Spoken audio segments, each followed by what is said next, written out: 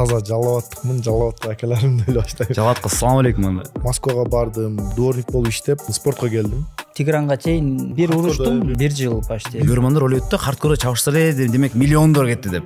1,5 миллиондон ашык моментте алып кеткендер болот. Биринчи тарых жараткан Мунарбек Сейтбек уулу. Элитный спортчулар бар да Кыргызстандагычы, ошо Мунарбек, Акжол, Айсулуу, Жоламан. Ошол элитаны слишком эле мындай бөлүп туруп, калганы мындай калгандай сыяктуу болгон жокпу? Давай Марсель сени чемпион кылайлы деп ошентип айтышат ачык.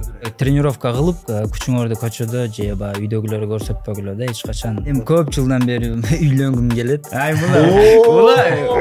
Бул спорт хаб, бизнес спорт хаб. Спорт хаб, бизнес спорт хаб. Ассаламу алейкум туугандар, бул Спорт хаб долбоору. Мен аты Жөнбек Исмаилов. Биз деген буга чейин ушул форматта силерге айтканбыз, кылабыз деп, анан кийин акыры ушул күн келди. Бизде каналда подкаст баштаганда эле өтө кызыктуу бир тема менен баштай эледик. Анткени биздин Кыргызстанда азыр ошол бокс, ММА, негизи эле кармаш уруш темасы аябай жакшы актуалдуу болуп турат. Ошондуктан бизде бүгүн конокто чында өтө жылдыздуу инсандар, жылдыздуу коноктор. Ошолор менен биз маек курабыз. Биздин коноктор бүгүн Марсель Нурланбек уулу жана Абдурахман Абдурахманов. Жигиттер, ассаламу алейкум, кандайсыңар? Алейкум ассалам, жакшы. Жакшы келе алыңар. Жакшы келди. Силерге келдиңер. Рахмат силерге келип бергениңерге. Өкмөрмөн тең мындай чыгарылыш кылайын дегем, негизи эле отдельно дажылайын дегем, бирок ушундай шанс келиптир. Чогуу бир отуруп, кыргыз спорту тууралуу, негизи эле спорт тууралуу, силердин карьераңар тууралуу сүйлөшөлү. Эми башка силердин ушу подкаст, интервьюдан кичине айырма алам. Бүгүн биз мындай кандай эсап, душевныйраак кылып, мындай үйдөгүдөй болуп отуруп сүйлөшөлү. Анткени өкмөр айрыкча Марселдин эмеси, стили ушундай го негизи. Чисто мындай хайптын аркасынан жүрүп, чисто хайп жараткан адам катары, Хайп менин аркама жүрөт. Мен өзүм хайп кылам деп аракет кылгам, хайп. Бизде ошо жараткан медиада биздечи, анан кийин сиз как хайп жаратуучу катары деп айтсак болот да. Сиз аркасынан кубалабайсыз, аркасынан келет. Анан кийин Абдурахман мындай тескерисинче, такыр. Наоборот. Антипод деп коет го, такыр башка, бирок уровень өкмөрдүкүрдей. Эң башкысы мен ойлойм жакшы бир маек кылалы биздин көрөрмандарга бир сонун бир маек кылып берели. Биринчиден баштайлы. Негизи эле ушул экранын артынан, анан кийин бойлордон кимден баштасак болот өкмөрдүн? Марселден баштайлы. Марселди мен лично көптөн бери көрүп жүрөбүз, анан кийин мындай подкасттарды көрүп калабыз, интервью көрүп калабыз, мындай хайп кылып, мындай өтө мындай керсеген бала көрүнөт да, мындай көзгө албаган. Эми реально айтканда комментарийлерди окусам деле ошол да. Эми комментарий анан мен ошо билгим келет да. Чисто биздин көрөрмандарга Марсель негизи кандай болот, өзү негизи мындай жашоодо кандай болот? Мындай да. Мени айтат да, элдер айтат. Мен көп адам айтып калат да, мисалы Кыргызстанда деле жүргөндө чайханаларда, мындай көп жерде чоң аксакалдар көрөт да меничи. Мен сени көп колдойм ушундай. Бираркилер айтат, сен мындай бойго чыкканда мындай слишком заряжен, мындай грубый көрүнөсүң дейт. Жашоодо вообще башка экенсиң дейт да. Мен мисалы көрүп аткандар деле айтат, мисалы жаныман келгенде вообще башка адаммын да меничи. Мен мисалы болушу мүмкүн, эми бойго чыкканда эгер сиз мындай күлүп, кичине мындай болсоңуз, уже слабыйлыгыңыз көрүнүп калат. Соперникке всегда заряжен, мындай мурашный болуш керек да. А так жашоодо мындай карапайым, чисто айылда туулган, тоодо өскөн, ат минип, мындай карапайым семьядан чыккан адамбыз. Кадимкидей мындай грузчик болуп, дворник болуп иштеп, любой ишти кылып, азырам эле кыла берем, любой ишти. Ага да күлөбүз. Абдурахман, сен кандайсың негизи жашоодо өзүң? Жашоодо ушундай эле, кадимкидей. Мындай токтоо мүнөз, Ооба. Көп сүйлөбөйт окшойсуң негизи эле. Тек ден адам мындай. Көп сүйлөйм, керектүү маалда сүйлөйм мындай. Ооба, сүйлөшкөндө мындай.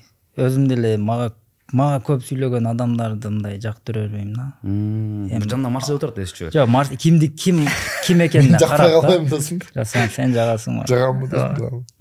Жакшы. Келди эми боюнча сүйлөшпөлү, карьера боюнча. Негизи эле ошол каяктан болсуңар, каяктын кулуну болсуңар, биздин ошо зрителерге чисто башынан баштап ошол спортко камып келгем, кичинекей каяктан төрөлгөм, үй бүлөм кандай деп. Марсель, сен баштап калыпсың да эми.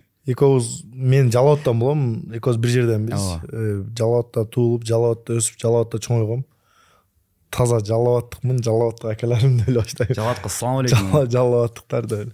Мен всегда город Жалават деп чыгам, мында Кыргызстан город Жалават деп. Карапайым семьяда туулуп өскөм. Спортко келип калган, спортко келгениме уже 6 жыл болду. 6 жыл болду баштаганым спорт. жаш кезден баштап дейин десем, жаш кезде возможность болгон эмес. Биздин айылда зал жок. Даже мындай орус тили, англис тили сабактары жакшы деле өтпөйт, мындай возможность болгон эмес да. Москвага барып, орусчаны Москвадан үйрөндүм, полный нерсени Москвадан. Москвага бардым, биринчи барганда дворник болуп иштеп, анан спортко келдим. Дворник болуп иштедим, кийин грузчик болуп иштеп жүрдүм. Грузчик болуп иштеп жүргөндө Россияда орус блогерлер тартып кетишкен. Кандай болуп жашайм, көрүп калсаңыз керек. Ооба, көргөнбүз. Кандай болуп жашайм. Короче, мурда башка блогерлер жамандап тарткан экен мигранттардычы. Мигранттар үчүн тренировка кылат, анан орустарды тонойт, анан мындай кылат деп ошентип тарткан экен. Ал келип туруп, ушундай наоборот жакшы жагын көрсөтөлү, кимди тартсак болот деп издеп, анан мага келиштир. Ушундай спортсмен экенсиң, сени тартсак болобу деди. Болот деп ошентип тартылгам. Кийин орустар жазып жүрдү. Азыр жазат. Чотам жардам керек эмеспи, жашагандай жакшы депчи. Ошентип спортко келип калгам. Абдрахманга сөз берет. Мен узат. Эгер мага сөз берсеңиз бүтүрүп салам, 2 саат сүйлөп берем. Жок. Негизи могу азыркы ошол чын айтканда сен өзүң айтпайсың, мен деген экрандан сырткары мындай жашоодо жөнөкөй алам депчи. Ушул образ десек болот туурабы? Образ дегенде жашоодо деле мындай интернеттин аркасында деле прям грубый көрүнбөйм. Мисалы интернеттен күлүп, мындай мен өзүм барып же соперникке сайылып андай болгон эмес. Сеники добрый тришток, мындай. Добрый тришток, мындай. Негатив эмес да, барып же сөгүнүп, же мындай кыла албайм да эмечи. Же мушташып ура албайм, мындай күлүп, хакатеп ошентип жүрөм. Соперниктер өздөрү келип сайлат, соперниктер өздөрү келет, билбейм. Ошентип эле кете берет да негизичи. Негизи өзүм хайп кылгам, анан мындай кылам, аракет кылбайм негизи. Вообще. Сен өзүң ошону мындай ойлоп таптың белең, ушинтсем туура болот экен деп кайсы учурда байлоо? Вообще ойлонгон эмесмин, даже грамм ойлонгон эмесмин. Мен спортко башында иштеп жүргөм, мен ойлогом иштеп жүрүп эле бир 5 комнаталуу үй салып, машина алып, ушинтип эле жашайм, анан жөн эле face to face'ке чыксам болду деген план болгон. Мен спорттон акча табам, анан спорттон митем деген ой болгон эмес, вообще. Грамм. Бияктан карасак, Абдрахман бар. Абдрахман өзү ошо Кыргызстандын чемпиону, канча жолку чемпионсуң? Жаштар арасында 1 жол чемпион, чоңдор арасында 2 жол. 2 жол чемпион. Мен мурундан бери Абдрахманды тааныйм. Марсель эгерде жакын таанып калсак, эми 3-4 жыл болуп калды го, таанысак. Мен өзүм спорт баштагам 6 жыл. Ошо 6 жыл болуп тур. Абдрахман биз илгери. Чоңдор арасында 1 жолу, жаштар арасында 1 жолу. 2019 жыл, 40 жыл. Ооба, 2019. Ошондо Шопоковду уткансың. Шопоковду уткам 2019 жылы. 19 по-моему, Азаттарда уштап жүргөн кезде да. Ошол кезден бери, то есть Абдрахмандын карьерасы сеникинен башка, такыр башкача да. Боксту кичине кезинен бери канча жыл болду ошондо бокс баштаган? Бокс 13 жыл болуп калды. 13 жыл болуп калды. 2 эсе көп көндөн Марселден, Менден 2 эсе, 3 эсе почти. Неме да, бунда возможность болгон да, Кыргызстанда Жалалатта немеде чоңойгон бу. Спутникте зал бар, возможность бар да. Бизде зал жок, возможность жок, биз отодо. Мисалы Жалалаттын Базар Коргон деп Көгалма деген айылында болобуз. Бизге азыр уже возможность болуп баштады, залдар курулуп ошентип. Мен жүргөн малда возможность болгон эмес вообще, зал кылгангач. Бирок кызыгып жүргөм, кыргыз күрөш күрөшөт элем иногда. Абдрахман чисто городской. Чисто городской шаарда. Жалалатта Спутник районундан болгон. Жана эме деген жер болчу, бир Байчичекей деген. Байчичекей. Жакта мороженое шакта бар, по-моему. Жегенсиңерби? Жеген, вообще ширин го. Рекламага акча төлөсүң. Кыргызстанда жакшы өтө сон ширин мороженое. Ошол райондан келсиңер да? Жок, мен Спутниктен. Бир район бул жакта. А так ошо мороженое жегенсиңер го, ошол жакта мен тренировка кылгам. Парктын ичинде Радбек Сантбаев. Мен үчүн эң маанилүү нерсе ой пикиримди адамдарга жеткирүү. Бул ишке берилгендик жана оптимизм. Кристалл брендинин таза сулуусунун шыктандыруусу менен бул улуу тоолордон күч жана өжөрлүктүн символун көрдүм. Биздин желегибизди эл аралык аренада көтөрүп жүргөн спортчулардын жолун көрдүм. Бардыгы кичинекей булактан, биринчи кадамдардан, машыгуулардан жана өзүңдү жеңүүдөн башталат. Спорт хаб спорттогу жеңиштерди гана эмес, спорт бул өзүңдү өнүктүрүү жол экенин өлкөгө көрсөтүүнү максат кылат. Биз жаштарды шыктандырып, жашоодо мүмкүн эмес деген нерсени жоготкубуз келет. Ар бир маек бул сабак. Кайраттуулуктун, рухтун күчү жана өжөрлүктүн сабагы.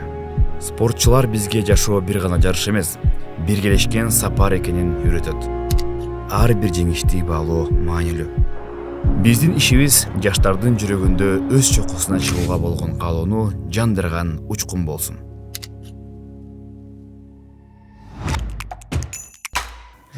Спортко өзүңүз кантип келип калдыңыз? Ошону бир айтпайсыңыз? Спортко, бокска келип калганым мен канча? Где-то 11 жашымда.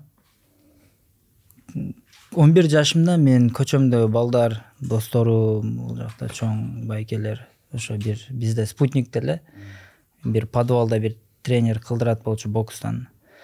Ошол жака барып жүрүшкөн да, анан мен да ошолорго карап, анан акыры мен да кызыгып, что мен да барайынчы деп бокска. Анан ошол жерде биринчи ошондо башталды да, бокска бардым. Ал жерде 6 ай же 1 жылга жакын кылдым тренировка. Турнирге чыккан эмесмин, только тренировка кылып жүргөнбүз.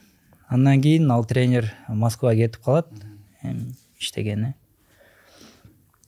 Анан кийин ал жак кеткенден кийин мен ошо Ратбек Сантбаев койтом спорт школага. Болду, ошондон кетти. Андан кийин жүрдүм, там 4-5 жыл мындай эле там тренировка кылып жүрдүм да, кичинекейбиз го. Андан кийин турнирлерге чыгып баштадык. Чото турнирди утуп баштадым, уже медаль алып, медаль. Пайда болуп кичине болуп турбайбы, Ооба, үйдөгүлөр да сүйүнүп, жакшы мындай саат, мындай печкалар берет го. Ошондойлор үйгө алып келип сүйүнүп, анан ошондон кетти. Кадет ошо жаштар арасында да кичинекей болуп, уже утуп баштадым. Андан кийин да бир токтоп калдым. Молодежкада утулуп мындай. Андан кийин дагы бир көтөрүлдүм. Молодежкада чемпионат Кыргызстанды уттум. Чемпионат Азияга бардым, Мирге бардым. Ошо Мунарек көз бир Азия Мирге барганбыз ошондо. Ал 3 болгон Азиядан. Ошол жерге барып, анан уже чоңдор арасына өттүм. Чоңдор арасында дагы анан жүрдүм башында. Жото окшошпой чемпионатта 3 илешип калып, утулуп калып, анан дагы жүрүп, опыт ашып, мен агайым бар, Марат Шамаматов деген. Жакшы бизди карап обкатка кылат болчу көп жерлерге. Казакстан, аяка, бияка, Россияга, ошентип өсүп кеттим да. Анан Кыргызстан чемпионатын уттум, Казакстанда, Чечняда, Россияда мындай турнирлерди уттум да. Утуп Кыргызстан чемпионатын уттум, андан кийин Шоповду уттум, Азияга бардым, чемпионат мирага бардык, Азиатский игрга бардым. Ал жерде ошо 1-2 бой утам, 1 бой, 2 бой утуп, 3-чү бой мындай утулуп калып аттым да. Жакшы лидер балдарга чыгып калып аттым. Выход полуфиналга, ошондой. Ооба. Ошондойго жетем. Мындай полуфинал, выход полуфинал, анан утулуп калып, анан чото мындай опыттанбы же билбейм, бир нерсе жетишпейт болчу. Ошентип жүрүп, анан акыры чемпионат мирада дагы 2 бой ойнодум. Бир бойдон бул жакта миниск кеткен менин сол бутум. Жакында оң бутум кетти го мо? Ооба. Бул анда сол бутум кеткен. Ошол жакта эле Екатеринбургда. Анан ошо бутум менен 1 бой уттум. Бизге Иорданиянын врачтары, бизде врач жок болчу да, немелерчи. Курамадабы? Ооба. Анан ошолордун, короче, эмне деп коет? Врачы? Ооба, врач, короче, медицина жактан ошо врачтары бутту карап, күндө ошентип атты да, андай немелер жабыштырып, дары берип, короче, обезболивающийлерди берип, бутту байлап жакшы. Ошентип биринчи бойго чыктым, уттум жакшы. Анан экинчи бойдо жетпей калды, бутумда кичине мешать этти, анан экинчи бойдо утулуп калдым. Ошоктон келип туруп, анан путта операция кылдырдым, мурдумда операция кылдырдым. Уже чото мындай, чото желание калбай калды да. Көңүл калды, Көңүл калды. Көңүл калып, анан негизи спорттонбу же любительский бокстон калдыбы? Ошо маалда өзү спорттон калган. Что-то мындай биз жүрө сумканы мен да ошо күндө сумканы көтөрүп алып турам, такси күтүп же автобус күтүп. Беркиндей балдарды көрөсүң го мындай. Жакшы машиналарды өтүп кетет. Аминтип карап туруп, мен ошентип турам ошол жерде. Булар мындай. Болбосо мындай балдар да биз ошо кичинекейден тренировка кылып жөнөкөй эле балдар, ооба.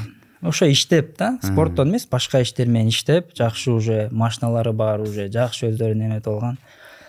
Ошолорду карап, мен тип өзүмө капа болуп кетет элем да. Кудайга шүкүр, просто болот го бизде. Дагы дей беребиз го. Сумканы кармап, ошентип калат элем да, ойлонуп. Мен мыякта маршрутка күтүп турам. Кыргызстан чемпионумун деп стипендияда өтө деле чоң эмес. Жакшы. Канча эле ошондо стипендия? Мен 15 миңден алып жүргөм.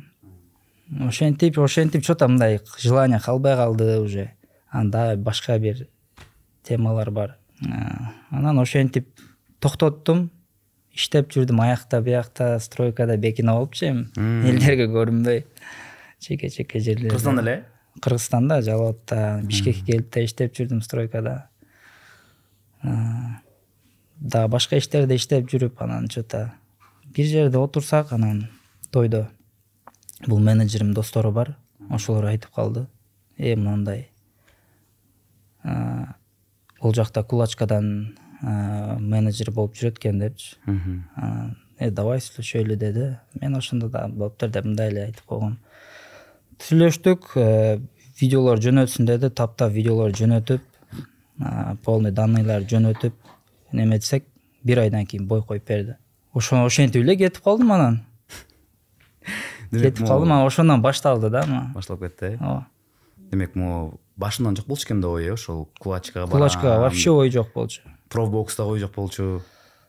Мен кулачкага чейин профбойдо да урушкам да. Канча бир эле бой болсо керек? 2 бой. 2 бой бар, Ошону айтпай кеттим. Болуптур. Ортодон 2 профбокс. Ошо, любительский токтоттум, кыскача айтып коеюн.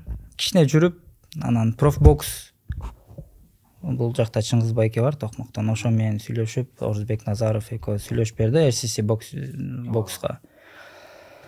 Ошо жерде 2 бой ойнодум.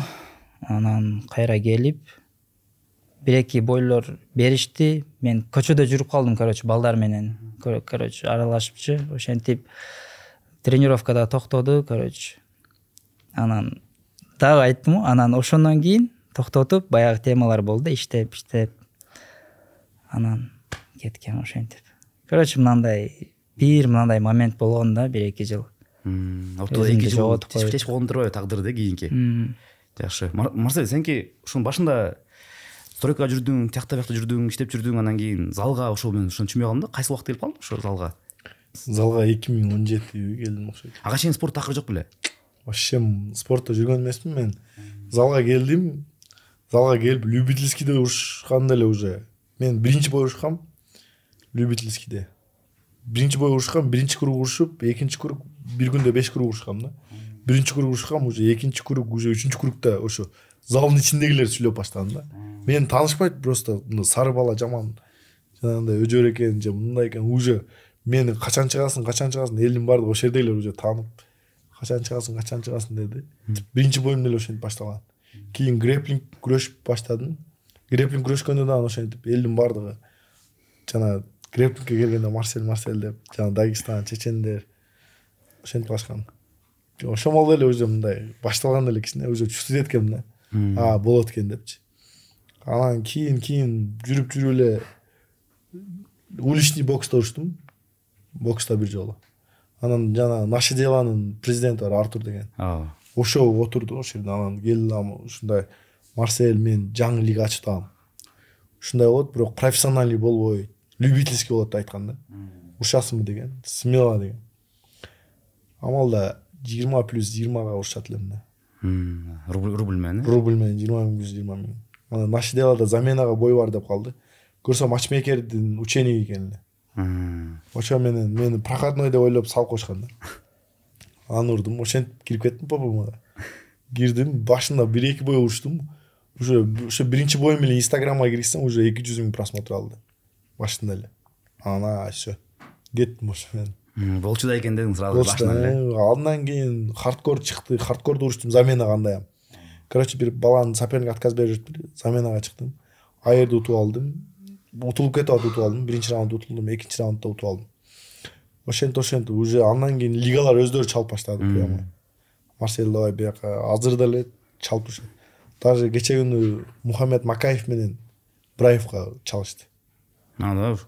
Мага чалып, смело сен ойбосун, сен алат, 100% алат деди. Вес десем, вести ям сүйлөшөбүз деди. 63-64 кылып беребиз деди. Не дедим? Гонорар жагын кичине сүйлөшө албай калдык. Анан колум сынып калды. Октагондагы биринчи октагон сүйлөшкөн. Браев менчи. Ушундай Марсельди коелу. Бизде бала бар деп 14-0 деп. Алардан биринчи ошо менин выбор болуп алышты. Интересный стиль экен деп карашты алар деле. Мени карашты да, биринчи мени неметишти. Башка бирөө чыкты заменага. Слабый бирөө менен чыкты. Жакшы сунушташты негизи гонорарчы. Сен көп коебы мындай сунуштар, честно мындай. Бияктан вызовтар. Мен мисалы азыр ушу турушта 20дан ашык байс вызов таштап атат. Мен ушам деп. 20дан ашык вызов таштап атат. Эми элдер ойлойт да, Марсель бул вызов таштаса бул. Мен еще айына иногда 4 жолу бой урушуп калам. 4 бой. Мен элдер ойлойт да, Марсель принимать этпейт же, Марсель качып жүрөт деп. Эми түшүнбөгөндөр бар да. Эми мен спойт этпейм да. Мисалы бир айда 4 бой урушса уже көп да. Мисалы кулачка урушам, ММА урушам, грэплинг күрөшүп калам. Анан спойт этпейм да. Мага лига чалат, муну мен урушасың, болду, ошондой эле. Еще мен лигадан аз акча сурабайм да. Любой лига билет, хоть мисалы Октагон өзү билет, миллион ашык сурайм Октагондан. Сурасам деле по-любому беришет да. Успейт этпейм да, көбү мененчи. Элдер ойлой берет, Марсельге вузов таштаса эле принимать этеп берет. Жакшы, эме кичине башта болдук, мындай кириши кылып, мындай керекке эгерде биздин көрөрмандар эгерде сени тааныбай калса, Дурук, ошентип башынан киргизип, ушундай балдар деп айтып болдук. Эми мен ойлойм биздин көрөрмандар көбү сени тааныса керек өкөтөнчү. Баары эле билип туруш керек, ким Абдурахман, ким Марсель деп. Ошондуктан келе мындай силердин оюңар тууралуу сөйлөшөлү. Негизинде биздин спорт тууралуу, анан кийин ушул чыгып аткан ППММА дейт, анан кийин негизинде ММА, кулачный бой боюнча бул эме болуп, бир убакытта бир жарылып кетти го. Буга чейин жок эле да мындай нерсечи. Мындай ППММА, кулачный бой. Жакшы да, наоборот, ошонусучу. Анан кийин мындай ойда биздин кыргыз эл мындай кичине даяр эмес сыяктуу болчу да экен да, мен карасамчы. Бизде ошондой.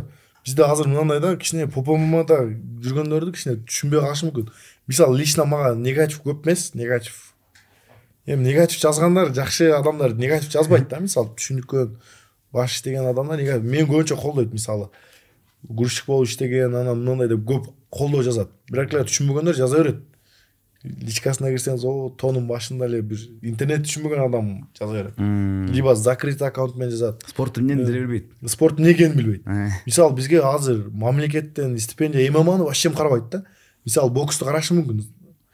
Именно лично ММАны вообще карабайт. Даже грамм. Жок, карабайт чын. Ошо да. Мисалы ММАдан эгер бизди караса, биздикилер UFC'де жүрүшмөк да. UFC'де көп боец болмок, результат көп болмок да.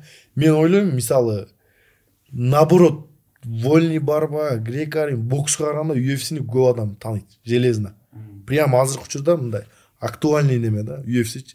Хоть мисалы Хабиб деле көп айтат да, мисалы UFC'нин чемпиону болсун же олимпийский чемпион. UFC деди го, жана Мансур Элоевтан ошондой суроого ошентип жооп берди го. Акбар деле ошентип жооп берди, Абдуллаев. Ошо да, чем UFC'ге караганда и мындай олимпийскийге караганда UFC'ни көп адам тааныйт да, мисалы. Азыр Кыргызстандан UFC'нин чемпиону болсо, Кыргызстан бар экен дейт да, мисалы биздики. Эгер бизде поддержка болсо, ушундай UFC'лерде жүрмөк да. Сен кандай ойлойсуң, Абдурахман, ошол жерден оюң төптөп окуп кетели. UFC'нин чемпиону болуш ооруракпы же бокс боюнча олимпиада чемпиону болуш оорурак деп ойлойсуң? 70 килограммда, например. 70 килограммда мисалы Хабибтин весинде UFC жеңилби же бокс олимпийский? Бокс кыйыныраак дейм. Эми UFC'да оңой эмес. Ал жакка деле. Жок, бирок мындай да, олимпийский немени тааныбайм мен. Олимпийский боксер биринчи местаны 70 килограммда ким чемпион экенин тааныбайм.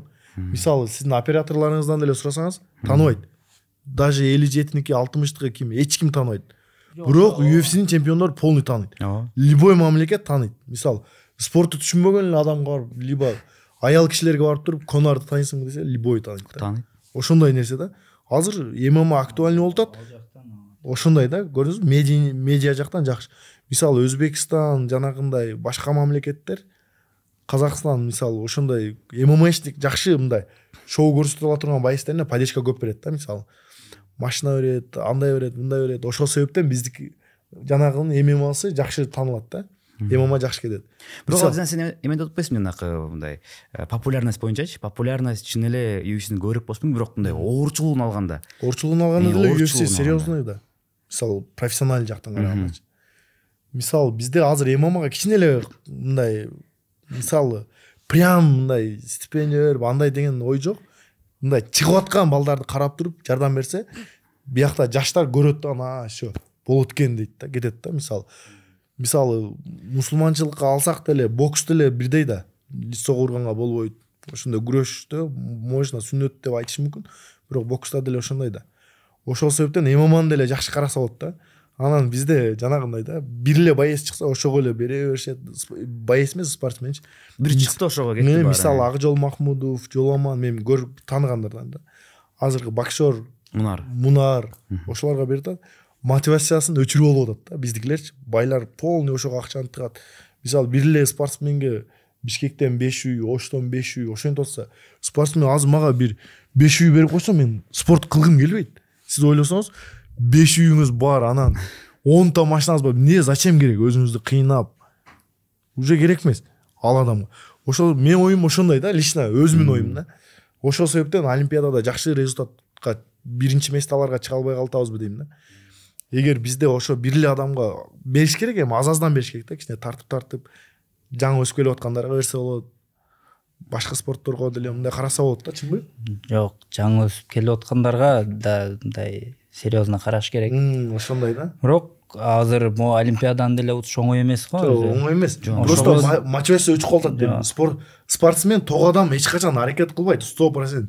Любой мисалы обычный адам деле түшүнөт да. Мисалы акчасы көп, бай болсо уже желание жок да спорткочу. Мотивация өчүп калат. Эгер кичине ачыраак болсо уже ач адам аракет кылат да. Мисалы ушул олимпиаданы утсам мынтип хотя бы мындай кылам деген пландар болот да. Ооба. Ошол ач болот да адамчы. Бергени бир жактан жакшы өзү. Бул да эми мен ММАны колдой ойноп койсо. Жок, адамды неме да, адам канча жылдык мээнети го. Но бул айткандай, но буларга бериш керек. Мен оюм. ММАга эмес, обычный жаш спортсмендер жакшы. Биз азыр олимпиаданы айтып атам да. Азыр келгендерге бергени жакшы. Но бул жактагылар бул айткандай унутулуп калып кетпеш керек да. ММА сыяктуу башка спорттор. ММА эмес, любой спорт. Башка спорттор, любой спорт. Не олимпийский спорттор да. Олимпийский вид спорта дагы, не олимпийский вид спорта дагы. Мисалы бизде жанагындай да, 1-2-3 адамды вообще потолок алып чыгат да. Мисалы Кыргызстанда өлөдү дегенде бир канча миң спортсмен бар дейсиз? Оюңузча. Мен ойлойм, эми кандай? 10 миң барбы? ММА, грэпплинг бар, 10 миңден көп да. Мисалы канчалаган адамдар спорттон кийин уже карьерасы жабылат. Мисалы лично мен алайын, тиземен операция болдум, иштебейм эч жакта. Тиземен операция болуп жатып калдым, ачка калдым да, мындайча айткандачы. Иш жок. Аракет кыласыз, эми мындай такси кылып көрөсүз, жеңилирээк иштер кылып көрөсүз. По-любому кыйналасыз да. Анан колум сынып калды. Колум сынып калгандан кийин уже 1,5 ай болду да, кол сынганга. Уже 1,5 айда уже акча жок менде. Эчтеке мындай спонсор жок, эч ким жок да. Ошол себептен азыр кайрам эртеге бойго чыгып атам да, бокскачы. Эми семья багыш керек. Бизде деле тирлик бар да. Ооба, эми карасаң, ушул жерден эми Абдурахман мисалын алалы. Абдурахман Кыргызстандын чемпиону, Шопоковду алган канча деген ийгиликтер жатып келди. Еще стройкада иштеп жүргөн да. Анан стройкада иштеп. Возможность жок да. Эгер может Абдурахманга деле возможность болуп, Абдурахманга көңүл бурса, может олимпиаданы алып келет деп. Мындай реально толтурат. Жок, Абдурахмандан мага да көңүл бурушкан, эми кандай десем, Жок эми. Жок, неме да, братан. Жетишкен эмес. Жок, жетишкен, жетпей калган да. Мисалы сен жетпей калган жок. Конечно, бир жактан эми ал бокс токтоткондон кийин болду, бирок ооба, стипендияларды мен да көтөрүш керек деп ойлойм. Ойлойм эмес, көтөрүш керек да. Мындай тренировканы эле кылып, мисалы, только тренировка кылып, башка нерсени мындай ойлобош керек да. Мен айтайын, мисалы Абдурахмандан күчтүү боксерлор өтө көп да, таанылуу элек. Менден күчтүү ММАчылар мынандай да, реально айтайын. Мен лично мен залымда өтө күчтүү боецтер бар. Сиз өзүңүз деле ММАда билип жүрөсүз да. Өтө күчтүү боецтер бар, гонорар берилбейт, братан. Вообще акча берилбейт. Лигалар төлөбөйт. Мисалы алып келиши мүмкүн. Алып келсе просмотр албайт, же эл келбейт. Андай спортсмендерди колдобойт да. И гонорар ала албайт да, братан. ал бечара боец мени утуп коет мисалы залдачы, мени утуп коюшу мүмкүн, бечара такси кылат же грузчик болот, иштейт, еще бойго келет. Эми элестетиңиз, целый день полный энергияңыз жок, 2 саат тренировка, бойго даярданасыз, иштен чыксам өлүм болуп кетем, ишке барбай койсоңуз өлүм болуп кетесиз.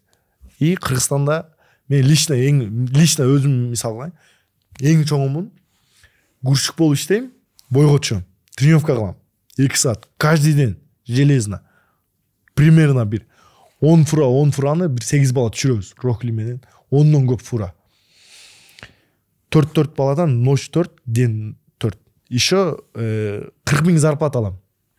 Акча жетпейт. 40 000 зарплата жетпейт, эми квартплат бересиз, 5 000, питание бересиз, тамак аш. Еще жанагындай кийим кыласыз, жетпейт да.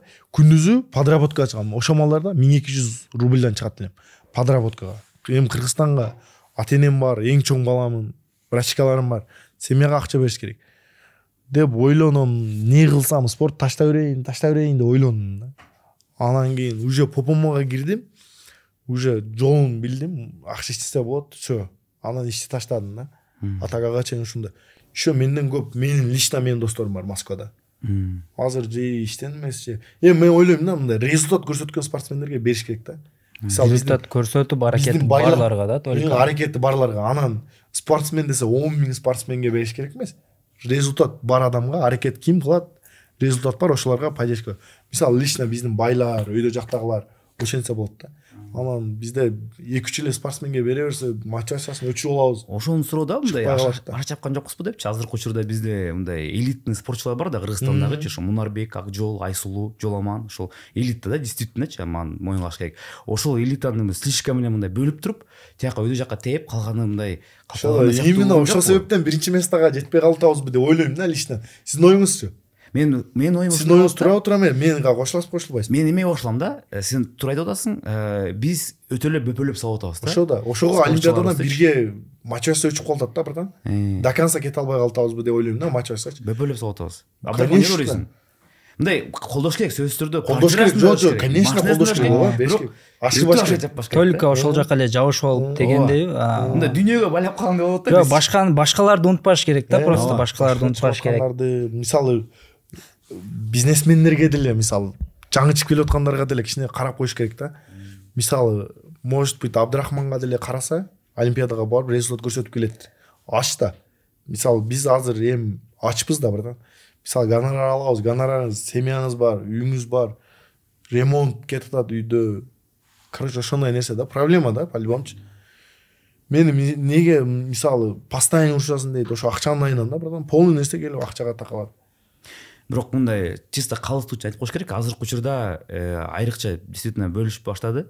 Мына азыр мынакей по молодежи күрөштөн утуп келгендер 600 000 алды, мына акыркы Асандар, Разактар 200 000ден, Амантур Жумаев 200 000 алды мук Азияда чабышкан үчүн.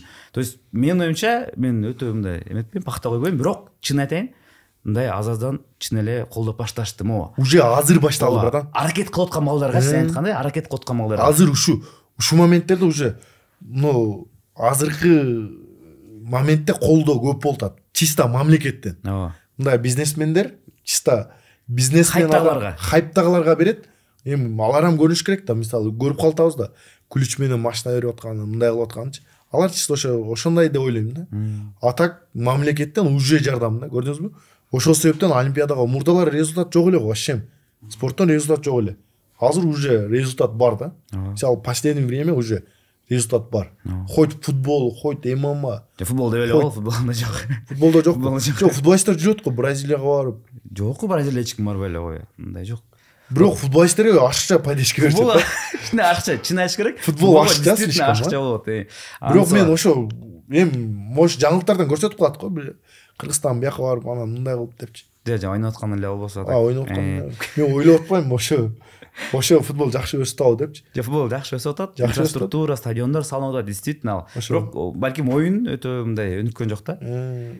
Может, футболисттер слабый, братан. Ачык айтыш керек, может слабый. Бир убакта эме болгон, дзюдо ушундай болгон да. Дзюдого действительно аябай чоң колдоо болуп, академия дзюдо ачылып, глейген болду, бирок жыйынтык вообще болбоду да. Эми конечно братан, эми чыгып келип аткан балдарга миллиондор тыгып койсо матч өчө болду уште жетет экенди отурбагандыр да. Чоң көп убакыт керек да, мындай 10 жылдык убакыт керек. Кичинекей балдарга биз азыркы кичинекей жаш балдарга жардам берип баштасак, жанагы школдо жүргөн, кадеттер арасында жүргөн ошолордон баштасак, ошолордон чыгат да. Биз анан күтөрүп, өз жактан качан чыгат болду экен, анан жардам берейин эмес. Башынан өстүрүп, нөлдөн чыга турган балдарды карап туруп эле демечи керек. Мен мисалы футболдон ошентип уктум да. Мисалы бир американец, бразилецтер ойноп жүрөт го. Миллион акчаларды алат экен деп уктум да. Ошондон мен ойлодум, балам футболго берсемби деп кызыгып калдым да, лично өзүм. Футбол эме выгодно действительно. Выгодно, акча жагынан выгодно. Анан билбейм. Бирок травма көп эле. Анан ушу травма маселесине келели. Мындай спорт деген эми силердин спортуңар айрыкча бокс, грэпплинг, ММА бул деген самый травма опасный спорттордун бири да. Травма көп болуш керек силерде. Конечно, именно ошонун айынан калып кетиши мүмкүн да. Спортсмендерчи травманын айынан. Мисалы, ушу результатка жетебиз, травмадан калып кетсек уже болду. Акыркы сеники колуң, Колумду сындырып алдым. Ичинде темир койдурдум азыр. Темирме? Темири бар азыр. Бирок семья багыш керек, мушташ керек. Эмне кылабыз? Эч жактан неме жок. Өзүбүздү багыш керек. Семья үйдө күтүп атат. Чыгыш керек, айла жок чыгасыз. Эми бул колду аягы урам, по-любому. Бирок чыгыш керек да. Бул да маселе да, чоң бизде жана сен айткандай врачтар да жок да, мындай спортивный врачтар өтө аз да. Действительно-чы. Спортивный врачтар аз, фармакология өнүккөн эмес, бирок билем, мындай нагылый берсек, кандай нерсе көп да, бирок ошону бирок чем мурдакка караганда азыр жакшы да. Жакшыраак, конечно. Мен лично Кыргызстан өтө жакшы оңолду да, чем мурдакка карагандачы. Бирок силердин спорт өтө мындай, мен оюмча көбүрөөк байланыш керек деп ойлойм да. Мен азыр мен өзүм мисалын айтып кетейин. Биз ошол проектти баштап, анан кийин коноктор чакырып жүрөбүз, анан кийин Мунарбек Сейитбекул менен чыгардык. Спонсорлор көп болду, чын айтайын. Үчөө келди, спонсор болду. Анан кийин да Эдуард Кубатов, альпинист, ага да спонсор пайда болду. Анан кийин ортодон, анан кийин адам башка толтура да. Акбар Абдуллаев деген жакшы балабыз бар эми. ММАда 0 рекорд менен келди атат. Ошону тартайын деп өтсөм, спонсор такыр чыккан жок. Тайырбек Жумашбек уулу деген бизде борец бар. Жакшы келди атат, Азия чемпиону, двукратный Азия чемпиону. Ага спонсор чыккан жок. Мындай тааныбайбыз анда эле компаниялар чыгат да. Сен айткандай, компаниялар тааныбайбыз дейт да. Көрдүңүзбү? Именно айтам го мен. Мисалы Акбар жанагы ONFC'нин чемпиону либо UFC'ге өтүп кетсе, уже чыгат да. Мен ойлойм да, азыр ушундай моменттерде кичине жардам, кичине эле поддержка болсо, уже UFC'ге чыккандан кийин акча иштеп калат өздөрү деле. Бизге ушундай балдар болот да. 70 000, 80 000 долларлар менен келип калышат да. Уже керек эмес да. Бирок карабайсызбы, алар дагы өзүнүн ден соолугун кетирип атпайбы, бирок колдоо кичине. Конечно, братан, кечеүн мыкы канча ден соолук кетирди. 10 жылдык кетти го деп жашоо. Конечно, 10 жыл. 10 жыл кетти го. Каттуу кетти да. Сенки Абдурахман, ошол жаракаттар менен, травмалар менен кандай күрөшөсүң, канча бар негизи? Травмаларын санап көрдүң беле? Травмалар толтура эле, так бул жакта. Кулачкада көп травма алдым. Колдон. Анан эки тиземде, эки жагында тең мениск жыртылган. Мисалы Абдурахманга суроо да, братан. Профессиональный боксер да. 2-0 проф рекорды. И Олимпиадага ham аракет кылып катышса болот да. Не себептен кулачкада урушуп жүрөсүң? Жок, мен айтайынбы ошол жерде? Не себеп? Мен эми Олимпиадага, биз агай менен аракет кылып атканбыз Олимпиадага. Бул жерде государство деле мага мындай албайм да, эмнеге дегенде мени ал жака бул жака чыгарып жүрдү, кичине болсо мындай стипендия төлөдү да мага. Айтор как есть. Жок, как есть айтсаң досум. Айтып атам го. Анан бул себептен кулачкада жүрөсүң деген суроо. Жок, кулачкада ошону айттым да. Кулачкада жүргөн айтсы. Жооп берип атат. Айттым го, ушу травмалар болуп, мындай айттым го, бул жолдо мынтип өтүп кетип атса, мен сумканы көтөрүп алып, ушу бүт баары кошулуп, мындай анан травмалардан кийин да чота баягы көп деп эс алып калып, чота мындай уже желание калбай калды негедир. Анан дагы бир-эки проблема бар, аны проблема эми бир-эки иштер бар, аны айтпай эле коем. Ошентип мен өзү Олимпиадага даярданып атканбыз. Жок, сага себеп доски кулачкада урушканын себебин айтсаң. Жок, айтып атам да ошо. Бияка неме этпей. Себеп эмне? Себеп акча. Өзү вообщеби? Ошентип токотир жерин айтсаң, доски конечно кулачкада акча үчүн кулачкада бирден мына колунан канча жер сынган? Бир эле колуңду эсептечи досум, канча жер сынган? Өлөт дегенде бир 3-4 жери сынган да. Бул жакта эле там канча? Бул жакта 3. Мына. Бул жакта 2. Азыр мен буга айттым да, досум, сен мындай бокс менен кет дедим да. Колдуң сынып уже бир колунан 3 жеринен сынып кеткен элестетиң. Еще бүтпөгөн, сынган бойдон калып кеткен. Операция кылып тегиздеткен эмес. Азыр мындагысы ооруйт экен. Урса ооруйт да. ошого кулачка азыр кайра кулачкага чыгат да. Жана Самат акырындан уже кетип атпайбы? Эмне кулачкадан кетип бокска өтүп атпайбы? Анткени алда айтат го мындай. Колго невозможно. Вообще невозможно. Өлөт дейт кол. Жок, эми мисалы ППМда урушуп жүргөндөр акча таап атат ужечи. Мисалы Абдрахман деле таап баштады да ужечи. Мисалы мен, Абдрахман, Самат уже таап баштады да. Бирок немеде бар, кулачкада именно урушуп жүргөн. Менин досум бар, Жакшылык. Жакшылык деген бала бар, мисалы Абдрахман деле тааныйт, Самат деле, мен деле тааныйм. Биз мындай история кылабыз, бирок гонорар 20 миңге урушат. 20 миң рубльга. Уже 6 жолу урушту. 6 жолу. Кулачкадан. Хардкордо 6 жолу урушту уже, бокс кулачка. Ооба. 6 жолу урушту. 20 миңден урушат.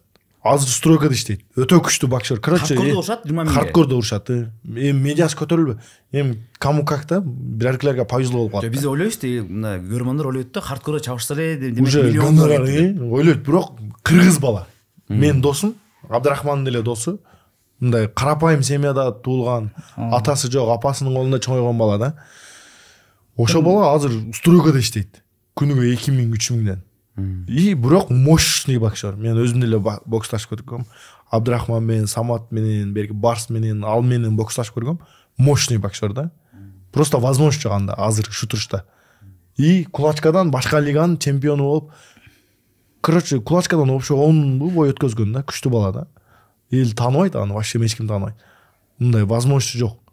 Может чыгарса урушаттыр жакшы. О, эми ага бир жактан медиасы, азыр эми бир жактан бир адам кармаш керек да, мындай кичине аяк бияк акча берип, анан кичине Инстаграмды жүргүзгөнүчү, медиа жоктугунан эч ким тааныбайт да азыр. Бирок күчтүү бала, күчтүү. Жакшы бала, ооба. Абдрахман антып ойлойсуз, Абдрахман мындай чын айтканда медиа жактан сүйлөйт да, атуу мындай хайп эмес. Анан кийин кантип ойлойсуң, вот азыркы Абдрахмандын нечкен ийгилиги эмнеден улам болду деп ойлойсуң? Жок, бул мындай да, Абдрахман да, эгерде сүйлөсөң эле өсөсүң. Жок, сүйлөсө эле эмес. Мисалы,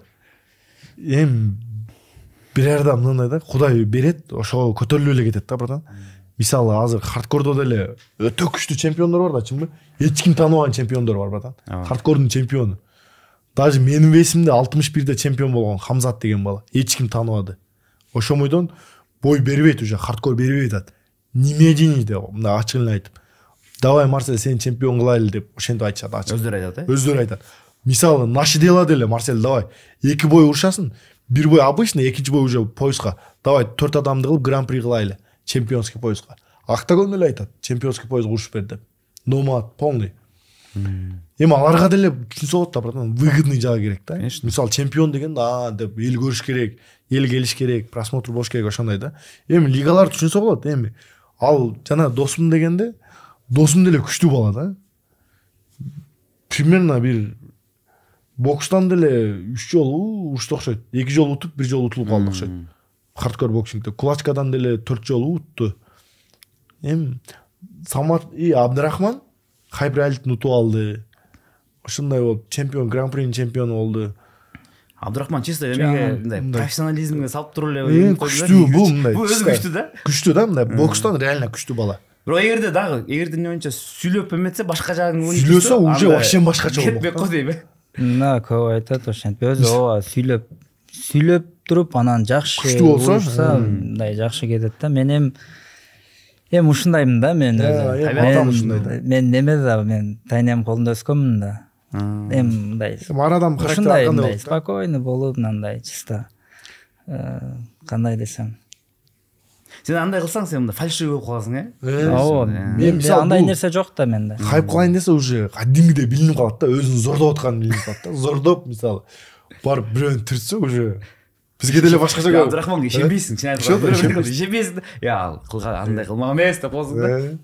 И бул азыр хайп болуп ошентип турсун эле, негатив жестко кетет буга. Прям жестко негатив. Мне кажется, Абдрахман өзүнүн ушул поведениясы бул дагы өзүнчө медийка берет да. Бирөө сүйлөп атып медийный болот, бирөө наоборот спокойный болот медийный болот деп ойлойм да. Ушундайлар да бар да. Конечно, братан. Бирок мына карасаң, медийность всё равно керек да, жанагы Хабибди алалы, эң яркий пример. Хабиб билесиң, башында сүйлөбөй жүргөн. Канча бир 8-9 бой болду, победа болду, бирок титульный бойго даже жакындаган жок. Теякта жүрөт да. Анан айла жок, сүйлөп баштады, Twitter'дан жазып баштады, Instagram'дан жазып баштады. Анан кийин жана Майкл Джонсон менен бойдон кийин Конорду чикин деди. анан кетпеди. Кетти да. Демек Конечно. бир кичине бир мындай басып койду, дальше кетти да. Моментти кармап калыш керек да. Ооба. Момент кармаш керек. Жок, мен уже камерага кичине көнүп Уже келип атам. мурда сүйлөбөйт эле башка. Мен камера мындай уже келгенде, мен мындай биринчи келгенде да ошо хардкорго камера уже жандырганда мен ушу тердеп ушинтип катып калат элем да. Анан сүйлөп атып эле токтоп туруй, дагы башынан деп туруп, дагы катып калып, анан мындай ушундай болчу да. Анан мен менеджерим бар го, алда ошентип, короче, алда туруп мындай, давай кылыш керек, мен даярдан алайын, хотя кичине жок, андай болсо болбойт. Биз дагы газдан беребиз бугачы сүйлөдүпчү. Ооба. Таптап ошентип жүрүп, мен Инстаграмым деле ошо жардамдашты да. Мен мындай мисалы сүйлөп чыгып же бир нерсе посттор ар кандай немелер киргизип мындай билбейт болчумун да. Башында жардам берди, анан мына азыр өзүм кетип атам. Кандай сүрөт киргизиш керек, мисалы качественный, некачественный, майда немелери бар да, ар кандай майда чүдөсүнө чейин үйрөтүп койду. Азыр уже мынтип өзүм мындай жеңил экен го деп неметем да. Уже бала рекламалар тартып калган. Кадимгидей досума. Да. Же бул керек. Биз Мунарбек менен интервью тартканда ал дагы айтты да, Мунарбек өзүмдү такоо адам го, мында бекем да, дингечи, бирок ал дагы айтты да. Көрсө керек экен дейт да. Инстаграмга 100 000 ашып кетти. Кичине рекламаларды келип атат, аларды да кылайын деп атам дейт да. Анткени эми реклама тартып атат го. Тартып атат, Индрайв жакында тартылды. Реклама эмес, плейсчи. Ага да тартылды. Демек керек экен да, бул кандай болсо да тиричилик кылыш керек по-любому. Ооба. Жашоодо по-любому мисалы акча керек эмес, анан акчаны ийге аламын Жөн эле сөз деген ал пустой сөз да. Любой адамга акча керек, братан. Азыр мисалы сиз подкаст тартып атканыңыз деле ошо медианы көтөрүп акча кылыш керек. Мына Любой. Кристалл. Мына кристаллды чисто өнөктөшүңүз, мына кристалл. Ушуну деле акча үчүн, братан, любой нерсе, братан. Мисалы мен жакта мен карап койдум. Бар. Мисалы акча не аламын, акчаны иштеп алып туруп анан ошентет да. Главный акча эмес, главный көңүл, анан мындай. Любой адам менен жүрүш акчада, братан. Ачык айтыш керек таныч. Как есть айтыш керек. Мен оюм да, личночы. Может комментарийге жаман жазаттыр. Байып алып туруп анан акча не главный. Биз Бишкекке деле азыр Абдрахман экөөбүз келишүүбүздүн себеби акча, братан. По-любому акчага такалат любой нерсечи. Конечно. Жана эме бар го, Ислам Махачев айтат го, эме Хабибкечи. Спадуля, я тоже хочу разбогатеть и говорить, как ты, что деньги не главное. Да, вот именно, да. Биздикилер иштейт, уже деньги не главное. Эгерде акча болсо, көп акчабыз болсо, мындай мынтип ден соолукту кетиргибиз келбейт вообще. Вот именно. Башка удар өткөрүпчү. Азыр Абдрахманда уже акча болсо, уже спорт таштайт, гарантия. Уже сүйлөп атат го, көрдүңүз го. Мен ден соолукту кетиргим келбейт, акча болсо деп. Уже кулачкага чыкпайт.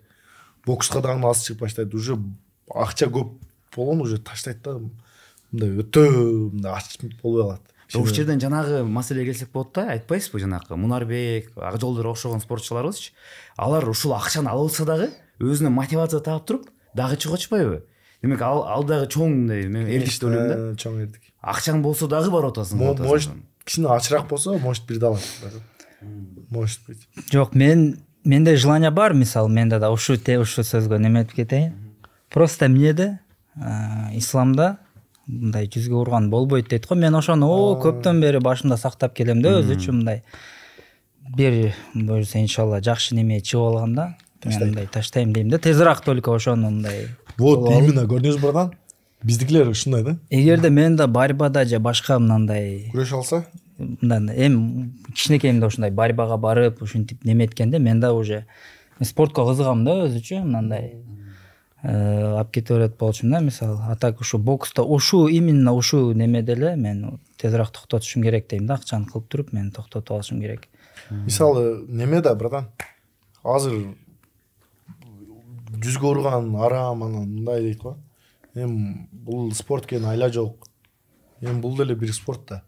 Мисалы, может биз деле байып, акча табып, миллионер болгондон кийин жүзгө урган харам деп токтотуп калат спорт. Мындай ачык койгула жигиттер, мындай бетке урганга болуп. Любойуна возможность кылса угатка, братан, ачык да. Анан өзү антип айтып атабыз бир жактан. Мисалы, Хабиб деле динди жакшы кармайт го, братан. Мисалы, Мунарды деле мисалы келтирсек, жакшы мындай такоо бола. Ошондой экен да, братан. Жашоо экен да, эмне кыл дейсиң? Мисалы негатив дейли десек, братан, негатив любой адамга бар да. Ишенесизби? Сага бар го Абдурахман? Жок, братан, адамга эмес, даже пайгамбарга негатив болгон го, братан. Элдер аркасынан моюп сүйлөп. Замандаштардан болот сөзсүз түрдө. Ошолорго болгон бизге кантип болбосун? Андай нерсеге эч капа болбош керек. Мисалы негатив алып, же мындай болсо уже дебеш керек. Мен вообще карабайм, братан. Комментарий даже Марсель анан мындай. Мисалы азыр ачык айтайын. Марсель слабый балами урушат, анан мындай. Гонорарын берип атат, салып берип атат. Не кылат? Мисалы лига прилагать этет. Любой адамга, хоть сизге ham ошондой возможность болсун, класс. Мисалы Абдурахманга ham болсун. Мисалы жеңилирээк өзүңүздү кыйнабай неметкиңиз келет да, любой адам кылат ал нерсеничи. Негатив жаза берет. Анан негатив жазгандар жакшы адамдарды карасаңыз, мен ойлойм да, жана биреркилер негатив жазат го. Издейби дейм да. Негатив кимге жазсам депчи. Биреркилер жакшы жазышат. Алар ошо жакшы нерселерди издейби дейм да. Жо, именно жазгандарды өзү мындай, мен карма болсам мындай. Мен да чөтө акыркы бойдон кийин мындай көп эмес, бирок мындай 4-5 мындай мен комментарийде көрүп калдым да.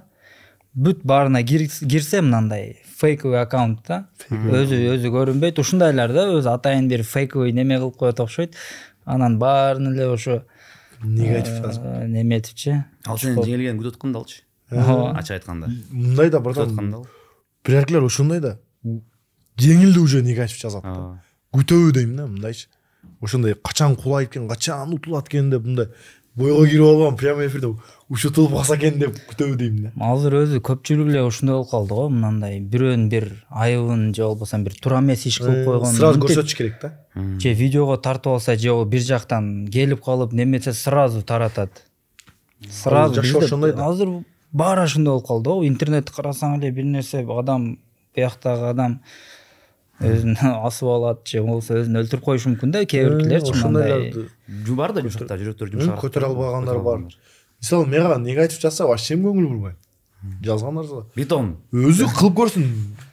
Же бул го эми негатив, бул баягы именно баягылар бар го, мисалы өтө уяттуу, может бир нерсе кылып коет, мындай болбогон нерселерди чыгарат да, чыгарып коет адамдардын тип күнөөсүн, минус жактарын деген. Атайын өзү жашырыш керек да, өзү исламда дагычы. Өзү бирөөнүн күнөөсүн, айыбын жашырса, мындай жакшы да, сооп.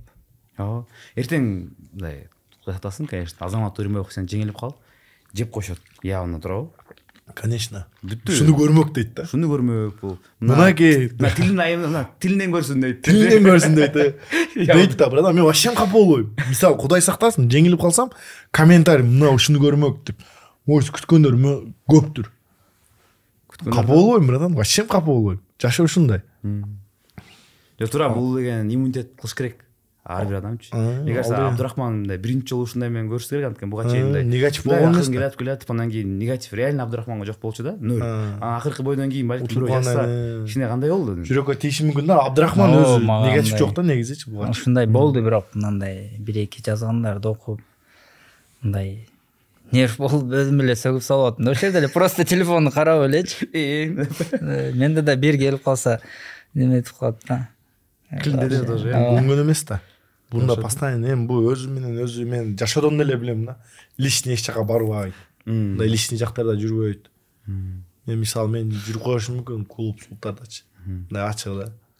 Бул андай лишний көп баспайт. Мен да бир-эки жолу мындай болгон, азыр уже мындай негизи бул. Мындай кечеси жүрүп, клубга барып коюп, кечеси менен ошо компьютер сампютер ушундай өтө жакшы да. Режим эртең менен как положено тренировка, кечке мал тренировка, убагында уктайт, режим жакшы да.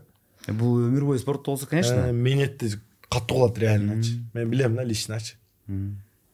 Өтө маанилүү да бул режим. Бизде мисалы Самат, мен, Абдурахман бар, төртөөбүздүн арабызда. Менетти эң кылган ушул да. Ачык да. Реально ушул кылат. Герклер бизде Россияны жамандап коюшпайбы? Россия тигиндей, мындай деп, анан кийин бирок ачык айтканда мындай көп эле биздин спортчуларга, адамдарга ушу Россияга барып, мындай бутка туруп, бул Россия бакты да, братан, мындай ачыкты. Мисалы Абдурахман эле Кыргызстанда кыйналып барып, Россияга барып неметти. Мен ham лично өзүм акыркы 2 кап жаңакты сатып кеткен күндөр болду да, братан. Акыркы жаңак күздөн кийин жаңакы сатып ошо менен Москвага барып бир грузчик болуп бирдеке болуп иштеп, короче, мисалы братан, примерно Кыргызстанда 60-70% ошентип эле жүргөндөр братан. Эми биздикилер жанакындай экен да братан.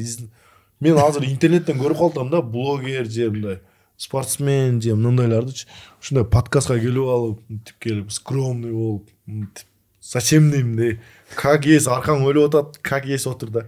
Мисалы блогерлерди деле көрүп калам да, иногда мен лично достор деле миллион иштейм деп мынтип эле бирдеке боло берет го, яман жинimге чыгып алат да, нерв болом да. Биздин спортсмендер деле отуруп скромный болуп, анан спортсмен скромный жашоодо кандай ошондой болуш керек да. Мен оюмча. Сеники чын эле ошол бар, Инстаграмда байкаса болот мындай. Жашоодо кандай. Өтө көп да братан. Кандай байышты үйрөтөм, анан мындай байып өзүң байып кетип, зачем байышты үйрөтөсүң деген суроо да. Байкашып чыгып калабыз дейм да. Чыгат. Мисалы окутам анан мынтем анан антем дегендер чыгат го. Убакытта бай болсоң зачем окутуп дейм да. Дубайга кетпейсиң эс алган. Мындай суроодо экөөңөрдүн мындай карьераңарды, спорттук карьераңарды, жашооңорду эгерде мындай эсесек, мурункунуч кайсы учур болду эле эң оор болуп, бирок ошону мындай жеңип кеткен кайсы учур болду эле?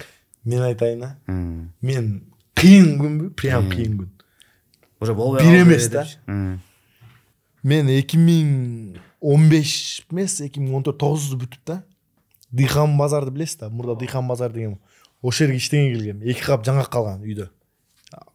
Кышындасы 2 кап жаңак саттым. Бияка келдим, Кожзаводдо жашайт элем, Дордойдо. Кожзаводдо жашап, акчам жок да, прям нольмун. Прям нольмун. Курсак ачып калган. И үйдө күрүч бар. Туз менен күрүч бар. Ошону кайнатып, бир 2-3 күн ошентип жүрдүм да. Анан бир досум бар эле, Манас деген классташым. Ошого барып, ушундай кыйналдым дедим. Реально кыйналдым. Немеге барса, үйгө барсаңыз уят. Иштеш керек, иштейм деп келгем. Анан ушундай Дыйхан базарга да жумуш бар деди. Дыйхан базарга бардым. Дыйхан базарда грузчик болуп иштедим. Короче, бир машинаны түшүрсөңүз 2000 би акча берет эле да. Бир фураны. И ал бир жумада сатылат да. Бир жумада 2000 иштейсиз. И обедиңиз бекер. Завтрак, обед. Ошол жерден грузчик болуп иштеген. Бир 3 айда иштедим да. Ошондо башында келгенде акча жок да, башында жок. Жеткизе албайт. Кроссовкам нерден жыртылып калган. Кетип атам да. Ош базардан түшүп кеттим. Бутум талап жармаштат. Алайын десем акча жок. Ошондон 4-чү жанагы троллейбус каттайт эле го. Троллейбус менен Кожзаводко бардым. Кожзаводдон түшүп элдер карап атат. Ойлодум да. Бүгүндөрдөн өтөт дедим. Чыдаш керек. Клей алдым магазинден. Анан неме суу да, кроссовка суу. Жана сапожка суу. Сапожканы кургатып, анан клейлеп, анан кийдим. Андан кийин ошентип жүрүп Москвага бардым. Москвада да бир ушундай күн болду да. Грузчик болуп иштедим. Подвалда жашайт элем. Жердин астында, домдун астында подвалда. Эми подвал ысык да. Любой эле комнатаны жасап жашай бересиз. Мусордан матрас саласыз. И лично Москвага дворник болуп иштегендер билет да, 100% билет. Немеде мусордан таап алган кийимдерди кийесиз, кроссовка. Ошол моментте кышындасы барып калгам да, менчи дворник болуп. Бир домду күрөп калдык. Кар уруп атат под Москвада да. Кар күрөп атам. Эми 18 жашта жашпагаммын да.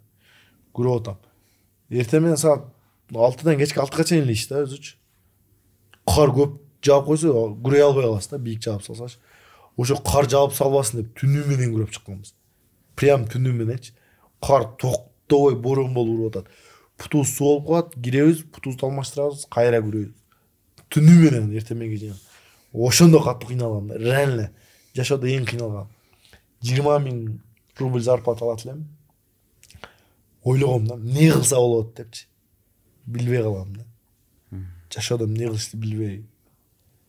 Жашоо деген. И анан Москва, Бишкекке келгенде бир стройкада иштегем да. Короче, зымды чыгарат экен, зымды түздөш керек экен да, жүгүрөсүз да. Бир 10 метрдей зым чыгарат экен, жүгүрөт экенсиз, 40 экен. Колуңузду көтөрүп 40-ка кайра жүгүрүп барасыз, жана жерден зым чыгат, кайра сүдүрөсүз да. Биринчи ишим ошондо болгон да. Ойлогом да, 16 жашта. Жашоо кыйын экен депчи. Мындай жашаганга өтө кыйын экен. Мен семьямды кантип багам, үйдөгүлөрдү кантип багам, катуу кыйналгам, прям. акча жок, прям жестко кыйын болгон да. Мындай жашоодо бир эмес, 2-3 жолу ошондой болгон. Бирок ошол нерсе сени азыркы Марсель кылды да. Ачык айткандачы. Мен азыр кыйна мындай иногда көп кетем брат менчи. Звезда кармагансы мындай акча көбүрөөк, мисалы бир жерлерде миллион алып калышы мүмкүн да. Пачка акчаларды апам алып барып берем да. Анан апам айтат да, ушуга шүгүр кылыш керек, башкаларды көрдүм. Ошо моменттерде эстейм да. Иногда звезда болуп калам да. Эми болбойм деле негизичи. Болуп баштаганда ошентип ойлойм да. Ошо моментте 500 сомдон күнүгө иштеп аткан күндөрдү эстесеңиз, уже нормально болуп каласыз да. Нормально бербей. Бир арда гонорар көп сурап калам да. Мисалы 700 миң, 800 миң, 1 миллион, иногда 1,5 миллион деп сурап калсам, шүгүр кылам да. Отуруп алып, жалгыз жатып шүгүр кылам. Шу күнгөчү, азыркы моменткечи. Өтө көп кыйынчылык өткөн да, баштан. Реально өткөн да. Азыр шүгүр. Уже. Азаматсың негизи. Абдурахман, сенде бар ушундай очур? Эң мындай чокусуна чыккан.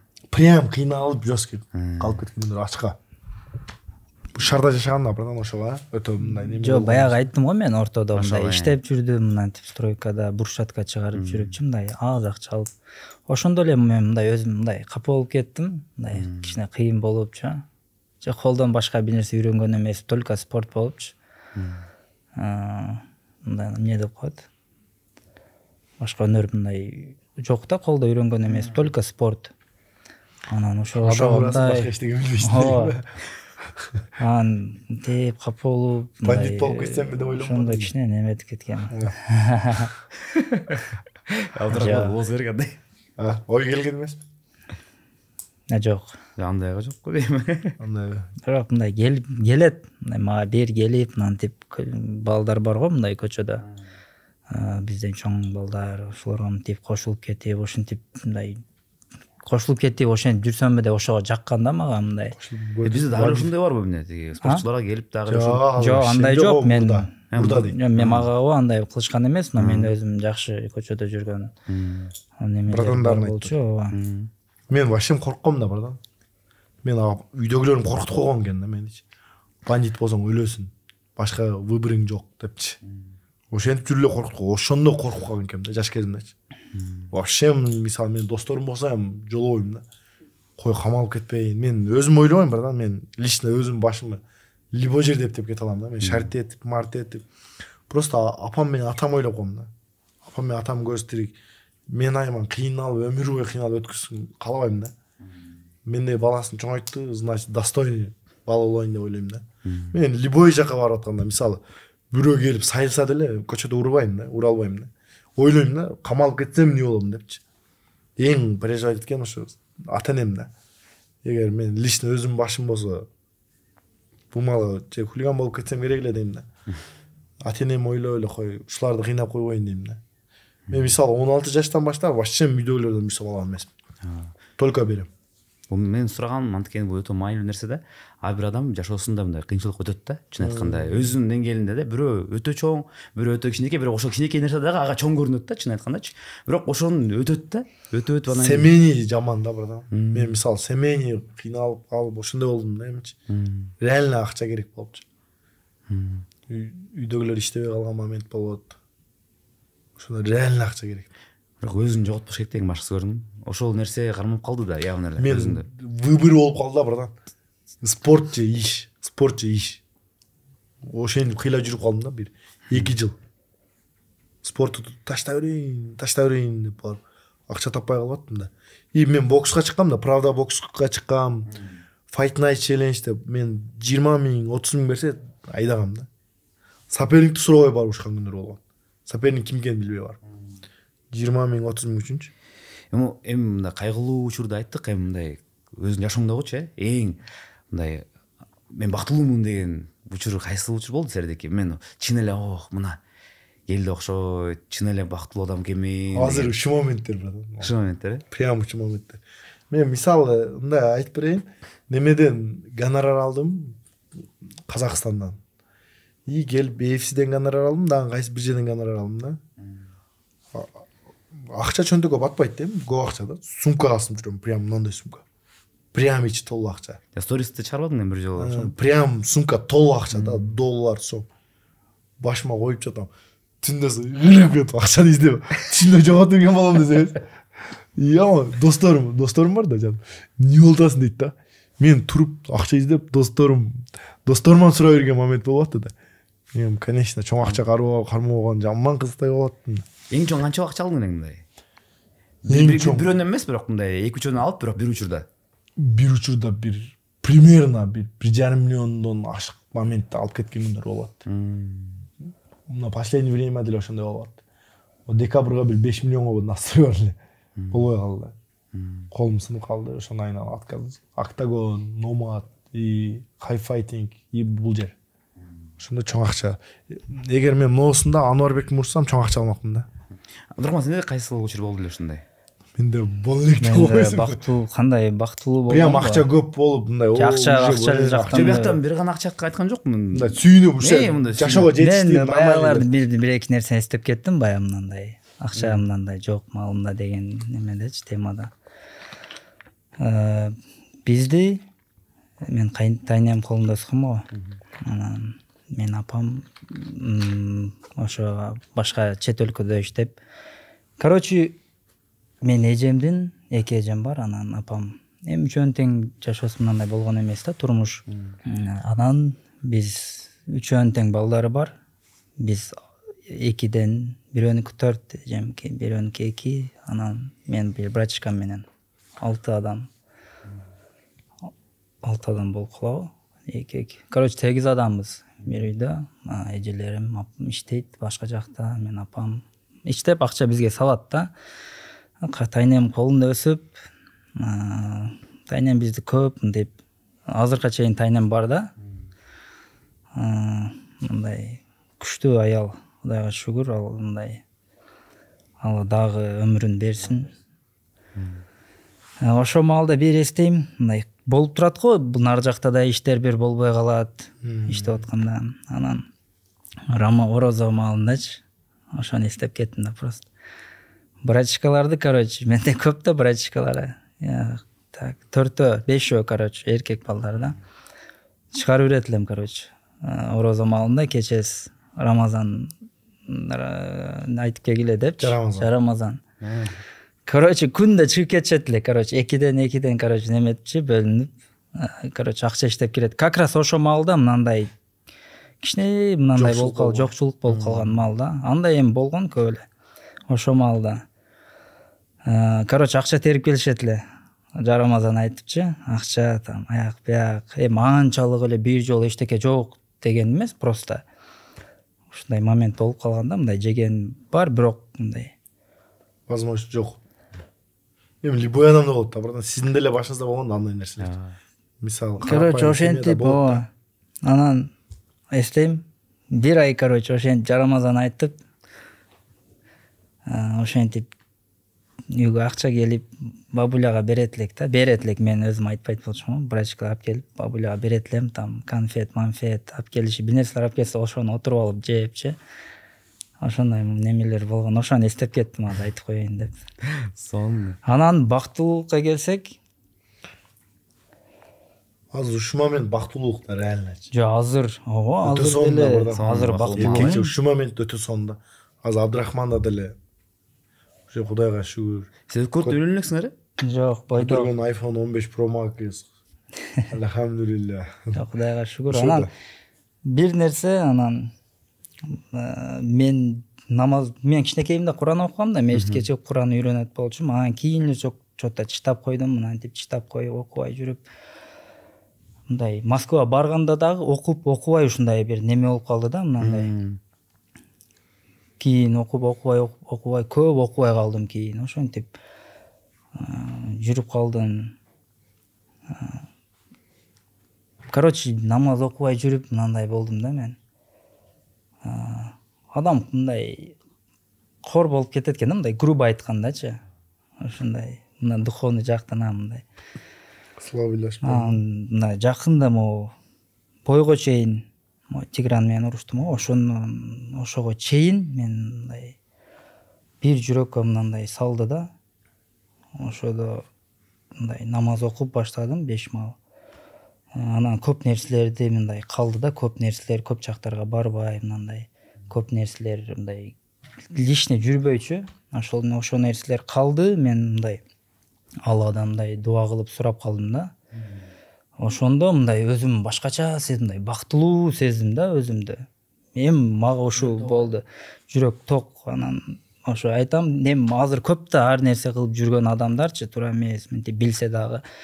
Ошолорго айтарым, өздөрү да билет, бул намаз окуган адам билет буну. Бир мындай намаз окуса мындай көңүл тынч, мындай жүрөк тынч, көңүл ток болуп жүрөт экен да.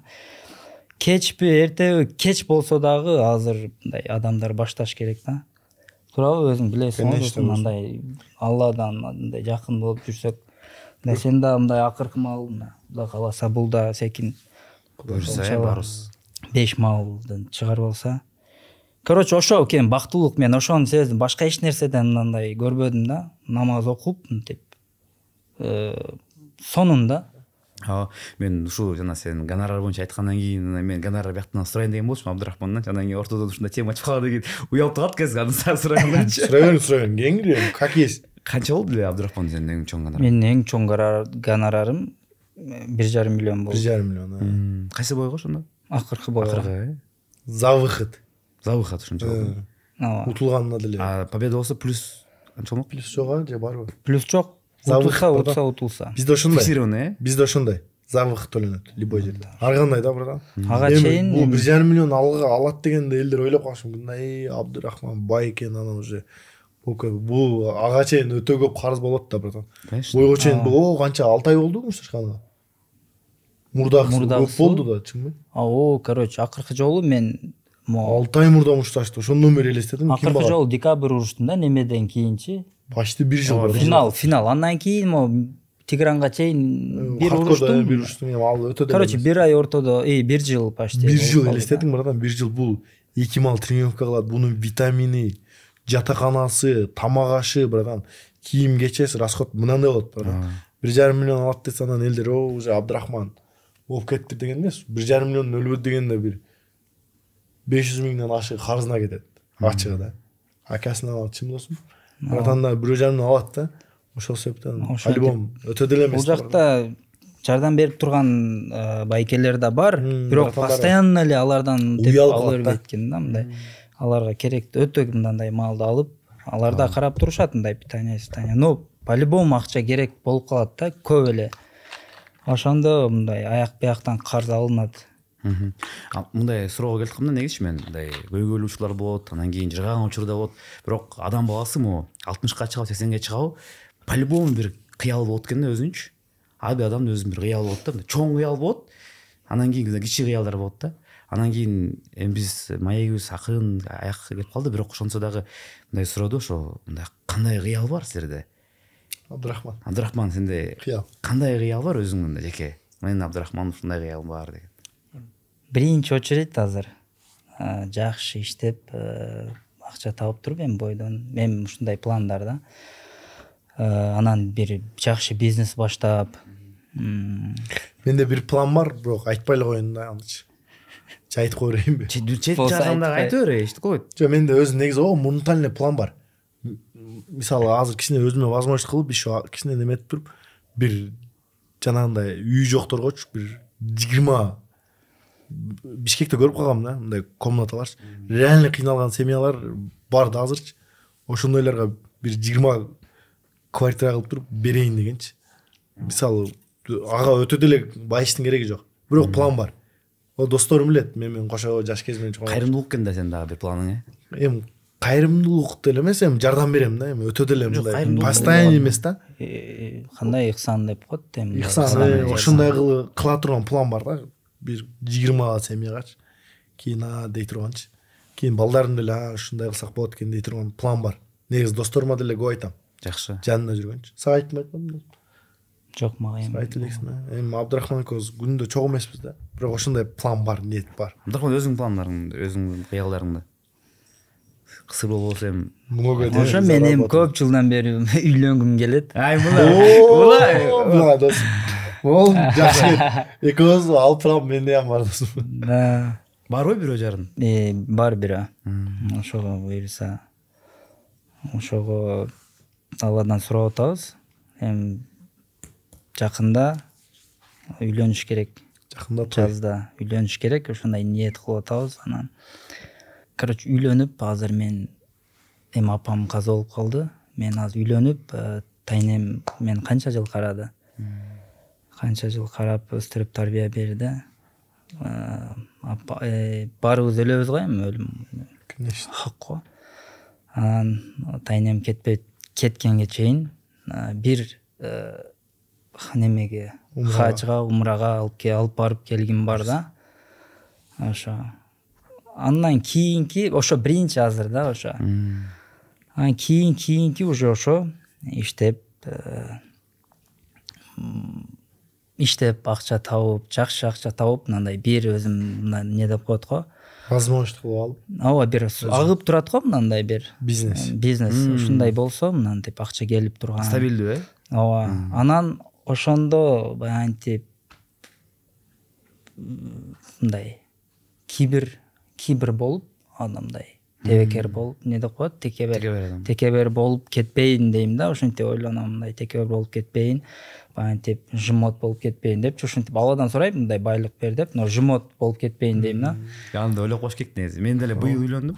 Вот серьезно айтайынбы, как жаңы Үйлөнгүлө деп койсо. Үйлөнгүлө, реально. Үйлөнөбүз брат. Действительно мындай. Мен мурун окчумун, үйлөнгөн балдардан угуп каласың, сонун. Мен жаңы эле үйлөндүм да. 8 ай болду. Мен возможность кылып алайлы. Кадимкидей мына ток болуп, мындай өзүң бутуңда мындай уверен туруп каткансың да. Депчи эртеңки күнүңдү ойлоп ушундай кылып атканда.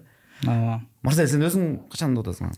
Мен эле быйыл болбой калды, уже кийинки жылдан уже үйлөнүш керек. Тоже бар. Шаштырды. Быйыл эле үйлөнүш керек уже. Ошо 25ке да. 25ке. Уже кийинки жылдан үйлөнүш керек. Бар, возраст. Эми бар деп айта албайм да, бирок. Анан бар деп коюп, ага үйлөнбөй калып, башкага үйлөнгөн сен бар дегенсиң го деп туруп. Ошондой нерсе болбосу. Үйлөнүш. Ошол жак опасный, брат. Жакшы. Чота сиз жеңешке каттуу айтакчы сизди. Жакшы деп нөт калган. Же жеңешкеге подход болуп атабы? Бияктан колдонуп кылып кийин түшүнөсүңөр өзүңөрчү. Бактылуу болду. Рахмат. Биз үйлөнбөгөнбүз, түшүнбөйбүз да, брат. Апам каалагандай, мындай адам болуш да, достойный адам болуш. Мен өзүм апамдан кийин менин братишкам калды. Ошону жакшы карап, өстүрүп, эметсем апам тынч жатат да, ошо. Сон. Эми ушу менен акырын жыйынтайлы, бирок кантса дагы бизде ушундай ар дайым мен сурайм, ошо спортчулардан өтө кызыктуу, өзүнүн спортунан мындай эң мыктыларды айтып койсо, мындай элге да кызык да, мындай кимди ойлойт болду экен. Абдырахман айтчы сен. Абдырахман кандай Эң күчтүү мисалы кулачкаданбы же бокстан? Жок, кулачка эмес, бокстан. Мен үчүн Абдырахман боксер да, чын айтайын. Боксер, реально мастер спорта. Каерде именно? Кыргызстанда. Сен үчүн топ боксерлор ким? Интервью Марсель өзү эле алып аткан.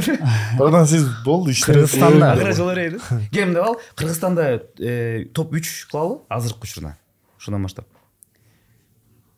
Мен анда айтсам, результат боюнча айтсам, биринчи тарых жараткан Мунарбек Сейтбек уулу. Экинчиси дагы буга чейин биз сборныйда көп Азат Усеналиев деген бар болчу. Легенда. Азия биринчи чемпион. Азияда, ооба, биринчи жолу Азияда чемпион болгон. Ошол эме результаттар боюнча энди калганы бар, 3 алган мындай немелер. Ал мен ошо экөөнү эле айтам, мындай жакшы результат бергендер деп. Калган бар жакшы балдар. Но мен ошо экөөнү айтам. Кимден күтөсүң му акыркы мына келерки жылы, 1-2-3 жылдын ичинде кайсы балдар эми көрсөң керек му биздин улуттук карама команданы карап турасың да эми канча дагы. Кимдер тебиш мүмкүн да сен оюнча? Бизде бир дагы жаштар арасында бизде молодежь, кадет деп коет го, жаштардан да мындай кандай? Юноша кадет. Кадеттен бир бала чемпион Азия болуп келди. Амантур. Ошо балада, чемпион мира. Чемпион мира. Адашып кеттим. Ошо бала да жакшы. Ошо бала эгерде калтырбай мындай жакшы желаниялар менен ошо немеси мындай желаниясы кетпей калса, кетпей кылып жүрсө, мен ойлойм ал бала да мындай жакшы результат көрсөтөт деп. Анан Мунарбек уже эч ким кылбаган мындай. Кыргызстанда тарых жаратып койду го, уже өзүнө дагы ойлойм, уверенный мындай, уверенность таап алды. Дүйнөнүн эң күчтүү жакшы боксерлору менен урушту да, мына любительскийде. Ойлойм, дагы кийинки олимпиадага эми билбейм, үйлөндү азыр. Ай нерсе болуп кетиши мүмкүн. Дагы эгерде ошо желание, ошо голодный болуп ошо барса, дагы же чемпион, же жакшы результат көрсөтөт го деп ойлойм. Халаковду жеңе алабы я? Абдумалик. Халаковду жеңсе болот. Ооба. Просто любой нерсе возможно го, только мындай башкача кириш керек бага мындай. Эми кылса болот, утса болот аны. Анан тарыхта сен үчүн мындай бир топ 5 кыла алам, 3 деп аз кылбай. Сен сага жаккан мындай результат менен эмес, сага жаккан дүйнөдөн, дүйнө тарыхында бокста. Кыргызстандык эмес өзү вообще. Вообще. Мага эми мындай Мухаммед Али биринчи орунда, ооба. Ким дагы? Тайсон. Эми бу жерде утулуп же уткандарды эмес, мындай. Легенда да, Тайсон дагы. Малында күчтүү болгон. Биз жашта көрүп жүргөн да, эми ошолор калып кеткен. Рой Джонс. Ооба. Анан уже дагы жаңылар чыгып атат. Усик, Бивол өзүдөн. Бивол, Биттербиев да жакшы. И Ломаченко. Ломаченко, легенда. Ломаченкого окшоштурам сеничи, мындай бут менен иштегениңчи. Анан футболку мындай, мен оюмча эң тарыхтагы эң күчтүү футболку дейм, бут менен иштегенчи. Сеники да бутуң менен го? Эми кичине процент ошого окшош болушу мүмкүн. А так аныкы вообще мен башка деңгээлчи. Вообще башка деңгээл. Күчтүү мындай талант и мындай мээнет да, аныкы талант и мээнет. Анан жакында ошо бой болот, Бивол Биттербиевдин реваншы. Ошого прогнозуң кандай сенин? Процент менен айтканда ким утат? Бивол по точности мындай көбүрөөк тийди да ага караганда. Берки мындай активный болду да, мындай кысылып эле мынтип так уруп, блокторго болсо дагычы давление кылып, картина кичине башкача көрүнүп калды да. Мен бул реванш дейм да. Ничья берип койсо да болчу деп ойлойм. Аз мой кийинки бойдо уже 60ка 40 меники. Бивол 60, Биттербиев 40. Жакшы экен. Марсель, сеники ММА боюнча өтөлү анда, э? ММА боюнча. Бивол утат дейм. ММА боюнча мына Кыргызстанда бизде мушкерлер өтө көп. Кыргызстанда өтө көп. Көп эле менин досторум. Бүт бар, билебиз. Анан кийин бирөөсүн айтсаңыз экинчиси кап болот. Жок, андай болбойт, давай. Мен Кыргызстан эмес, дүйнөдөн айтпайм. Мындай кылбайлы, могу азыркы учурда кимди ойлойсуң UFC'ге эң жакын мушкер бизде? Бирөөнү айт. Ошол реально азыр кире алат депчи. Азыр точно билбейм бардан. Реально кирет деген баланы билбейм точно. Агерде мындай карасаңчы, мындай навык боюнча UFC'де мындай топто жүрө ала турчу мушкерлер деп кимди айта аласың? Билбейм бардан. UFC'де топто жүрө турган байыс. Көп эле бизде көп бардан, өтө көп UFC'де топко чыга турган байыстар өтө көп профессионалда. Болду. Эгерде мындай мен алам да, Мировойду алсам, биринчи очередте Конор Макгрегор. Биринчи орунда. Прям тарыхта эгерде алган. Тарыхта прям. Мынасыгы. ММАнын историясында бардан. ММАдан акча иштешибизде мисалы Поп ММАдан Конордон келген ачыгы. Мисалы азында Абдурахмандар, жүргөндөрдөн лично Конор себепкер. Ачыгы. Биринчи очередте Конор, Джон Джонс бар. Дагы ким бар? Джон Джонс бар. И жанакы бар го. 77-де кимоно менен чыгат эле го, ким эле? Сампьер. Ошо бар. Сампьер. 3 боец. Үчөөнү ушуна алган да. Лично Конор Макгрегор. Конор үчүн кол берип койгон. Сиз меники мындай. Конор десеңиз белги. Меники Конор прям легенда болду. Ооба, эң жакшы көргөн. Мисалы профессиональный көз караштан дагы, шоудон дагы. Мисалы UFC'де азыркы учурда гонорар боюнча топто турган Конор Макгрегор. Дагы деле ошо? Ошо экен да. Биринчи орунда ошо экен. Биринчи орун, экинчи орун, төртүнчү орун, алтынчы орун, 8, 10-чу орун полный Конор Макгрегор. Пейперу сатылган боюнча абсолютно Конор да. Эмне да азыр башка бир айтышы мүмкүн, комментарий жазышы мүмкүн бирөөчү, Конор тиги отурган, буга отурган. Жок, отурган братан. уттурган менен зато чемпион болуп атпайбы? Ал башка.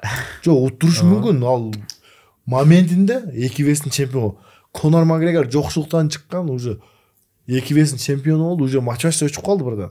ММА кылды. Тойду. Тойду. Мейвезер менен беттеш тойгузду мунучу. Чын айтканда. Мейвезер менен беттеш өзүнүн бизнестери тойгузду. Ал уже мушташ албайт, бирок ММАда орду бар да, реальночу. Легенда. Тарыхка кирген легенда бул. Хабиб кылганда эле Конор да мындай ачык айткандачы. Хабиб ага чейин 3 миллион подписчиги менен жүрдү го. Конор менен мушташып канча 20 миллионго чыгып кетти го сразу. Конор бар ММА болду да. Болсо ММАга акча берилбейт эле. Жакшы. Эми акыркы сөз болсун эми. Эгерде силерде мындай кайрылуу болсо биздин көрөрмандарга, жаш спортчуларга, силер мындай үлгүлүү биздин спортчуларсыңар да, ошолорго бир насааттан берип койгула, мындай ага катары болобу, дос катары болобу. Жакшы окуса, жакшы окугула. Тренировка обязательно кылгыла, любой эркекке керек. Только тренировка кылып, күчүңөрдү көчөдө же үйдөгүлөргө көрсөтпөгүлө да, эч качан.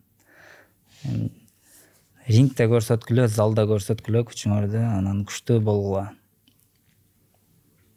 Ошо. Марсель. Мен айтарым, главный ата-энесин сыйлап, ата-энесин багыш керек. Жанагынтип жаман жолго жүрүп, же бандит болуп, жанагынтип кетпеш керек. Анан бир гана спорттон акча табат экенмин дебеш керек да. Башка жолдон деле багып главный. Достойно ата-энесин багып, ата-энесин ыраазы кылып, биринчи очередтечи. Балдарына достойно ата болуш керек. Ошол себептен достойно жүрүш керек, иштеш керек. Жакшы. Бир гана спорт эмес, спорт болсо иш кылыш керек. Иш кылып семья багыш керек. Главное ошо. Анан бир эле спорттон чыгат экен же, бир эле блогерликтен же, бир эле ырчыдан чыгат экен дебей, иштеш керек. Рахмат жигиттер. Ушул убактыңарды бөлүп, алтындай болгон убактыңарды бөлүп келип, ошол биздин көрөрмандар менен мен майк курганга мен үчүн өтө чоң сыймык. Анткени силер дагы кыргыздын мындай чыгаан уулусуңар, өкүңөр тең сыймыктанабыз, ар дайым көрүп жүрөбүз, байкайбыз, поддержкадан, лайк, комментарийден жазган ушу бизбиз мынакей. Мен рахмат сизге да. Ара карда ошо комментарий жазган мен. Рахмат, братан, сизге да. Сизди дагы көрүп турабыз. Спортто жакшы мындай салым бар да сизде делечи. Сизге дагы чоң рахмат ушуну чакырып неме тутканыңызгачы. Кыргыз өзү аз элбиз, бири-бирибизге ушинтип поддержка берип турайлы. БСТ таанытууга. Рахмат.